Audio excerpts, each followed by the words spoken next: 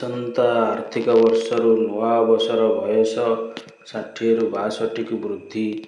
ସରକାର ଅଫିସିଆଲ ତରଫରୁ ସୂଚନା ଅଛି କି ଅବସରକାଳୀନ ବୟସ ସୀମା ବୃଦ୍ଧି ଫଳରେ ଅନେକାଂଶରେ ପ୍ରଭାବ ପଡ଼ିବ। ତଳଲିଖିତ ପ୍ରଭାବଗୁଡ଼ିକ ଚାଲନ୍ତୁ ଜାଣିବା। ନୂଆ ଅବସର ବୟସ 60ରୁ 62କୁ ବୃଦ୍ଧି ହେବ, ଯାହାକି ବିଭିନ୍ନ ବିଭାଗର ଭିନ୍ନ ଭିନ୍ନ।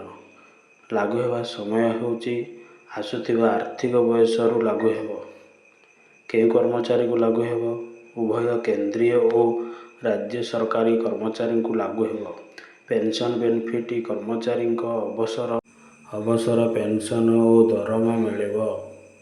ପେନ୍ସନ୍ ବେନିଫିଟ୍ କର୍ମଚାରୀଙ୍କ ଅବସର ପେନ୍ସନ୍ ଓ ଦରମା ମିଳିବ। ପରଫର୍ମାନ୍ସ ରିଭ୍ୟୁ କାର୍ଯ୍ୟ ଦ୍ୱାରା ବରିଷ୍ଠ କର୍ମଚାରୀଙ୍କ କାର୍ଯ୍ୟ ଦ୍ୱାରା ତର୍ଜମା ହୋଇ ନିର୍ଦ୍ଧାରିତ ହେବ।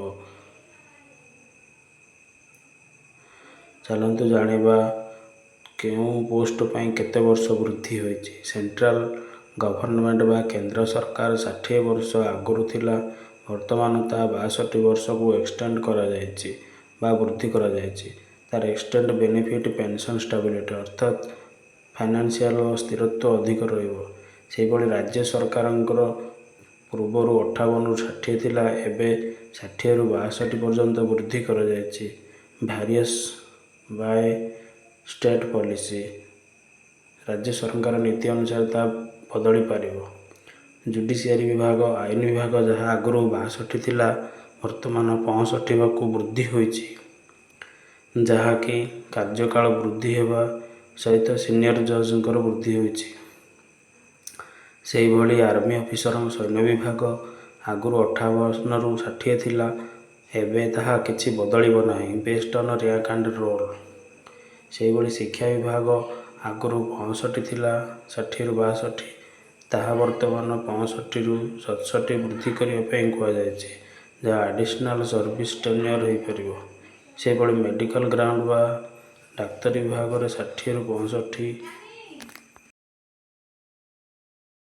ମେଡିକାଲ ବା ଡାକ୍ତରୀ ବିଭାଗ 60ରୁ 65 ଥିଲା, ତାହା ବର୍ତ୍ତମାନ 65ରୁ 70 ହେବା ପାଇଁ ପ୍ରସ୍ତାବ ଦିଆଯାଇଛି, ଯାହା ବେସ୍ଡ ଅନ୍ ଏକ୍ସପର୍ଟାଇଜ୍ ଆଣ୍ଡ ଡିମାଣ୍ଡ। ଏହି ଡିମାଣ୍ଡ ଅନୁସାରେ ବର୍ତ୍ତମାନ ଡାକ୍ତରମାନଙ୍କର 65ରୁ 70 ବର୍ଷ କରାଯାଉଛି। ଏଗୁଡ଼ିକ ହେବା ଦ୍ୱାରା ତାର ବହୁତ ଲାଭ ହେବ। ସେହି ବେନିଫିଟ୍ ଗୁଡ଼ିକ ଚାଲନ୍ତୁ ଆଲୋଚନା କରିବା। ଏହି ବେନିଫିଟ୍ ଗୁଡ଼ିକ ଆମର ଡାକ୍ତର ବିଭାଗ ପାଇଁ ଲାଗୁ କରାଯିବ, ଯାହାକି 60ରୁ 65 ଥିଲା, ତାହା 65ରୁ 70 ବର୍ଷ କରାଯିବ। ଏହିଭଳି ବ୍ୟବସ୍ଥା ଆସନ୍ତା ଆର୍ଥିକ ବର୍ଷରୁ ଲାଗୁ କରାଯିବା ପାଇଁ ସୁପାରିଶ ହୋଇଛି। ଅବସର ସୀମା ବୃଦ୍ଧି ଫଳରେ କର୍ମଚାରୀଙ୍କ ସୁନିଶ୍ଚିତ ଆର୍ଥିକ ସ୍ଥିରତା ବୃଦ୍ଧି ପାଇବ। ଏଥିରେ ଅଧିକ ଚାକିରି କାଳ ମାନେ ଅଧିକ ଜୀବନବ୍ୟାପୀ ରୋଜଗାର ରହିବ। ଅର୍ଥାତ୍ 62କୁ ବୃଦ୍ଧି ହେବ ଯଦି ବା ଚାକିରି କାଳ ବୃଦ୍ଧି ହୁଏ, ତାହେଲେ ଅଧିକ ରୋଜଗାର ଜୀବନବ୍ୟାପୀ ହେବ। କର୍ମଚାରୀ ଅବସର ପରେ ଅଧିକ ନିରାପତ୍ତା ମଧ୍ୟ ମିଳିବ। ଅଧିକ ଅବସର ସମୟ ହେଲେ ଅଧିକ ପେନ୍ସନ୍ ମଧ୍ୟ ମିଳିବ। ଚାକିରି କ୍ଷେତ୍ରରେ ସିକ୍ୟୁରିଟି ବା ନିରାପତ୍ତା ମିଳିବ ଏବଂ ଅଧିକ ପେନ୍ସନ୍ ମଧ୍ୟ ହେବ। ସେହିଭଳି 2ରେ କେନ୍ଦ୍ର ସରକାରଙ୍କ ପେନ୍ସନ୍ ଅସୁବିଧା ସବୁ କମ୍ ହେବ। ଅବସର ବିଳମ୍ବ ହେଲେ ପେନ୍ସନ୍ କମିବ। ଅବସର ବିଳମ୍ବ ହେଲେ ପେନ୍ସନ୍ କମିବ। ଏହା ଭଲ ପେନ୍ସନ୍ ପରିଚାଳନା ଶେଷକୁ ହେବ। ନିଜର ସମ୍ପୂର୍ଣ୍ଣ ପେନ୍ସନ୍ ବାଟ ଫିଟିଯିବ। ସମ୍ପୂର୍ଣ୍ଣ ପେନ୍ସନ୍ ପାଇଁ ଆମର ଅଧିକ ରିଟାୟାରମେଣ୍ଟ ସମୟ ହେଲେ ପେନ୍ସନ୍ ମଧ୍ୟ ହେବା ପାଇଁ ବାଟ ଫିଟିବ। ସେହିଭଳି ତୃତୀୟ ଲାଭଟି କାର୍ଯ୍ୟକାରିତା ଦକ୍ଷତା ବୃଦ୍ଧି ହେବ। ଯଦି ଅବସର ସମୟ ବୃଦ୍ଧି ହୁଏ, ତେବେ କାର୍ଯ୍ୟକାରିତା ଦକ୍ଷତା ବୃଦ୍ଧି ହେବ। ସରକାରୀ ବିଭାଗରେ କାର୍ଯ୍ୟ ଦକ୍ଷତା ବଢ଼ିବ। ତାଲିମ ଓ ସେବାର ମୂଲ୍ୟ ମଧ୍ୟ ବଢ଼ିବ। କାର୍ଯ୍ୟଭାର ଦକ୍ଷତା ମଧ୍ୟରେ ସମତା ରହିବ। ତ ଆପଣ କାର୍ଯ୍ୟକାରିତା ଦକ୍ଷତା ବୃଦ୍ଧି ହେବ, ତା ସହିତ ତାଲିମ ସେବା ମଧ୍ୟ କମିବ, କାର୍ଯ୍ୟଭାର ଦକ୍ଷତା ମଧ୍ୟ ସମତା ରହିବ, ଅଧିକ ଆପଣ କାର୍ଯ୍ୟ କରିପାରିବେ।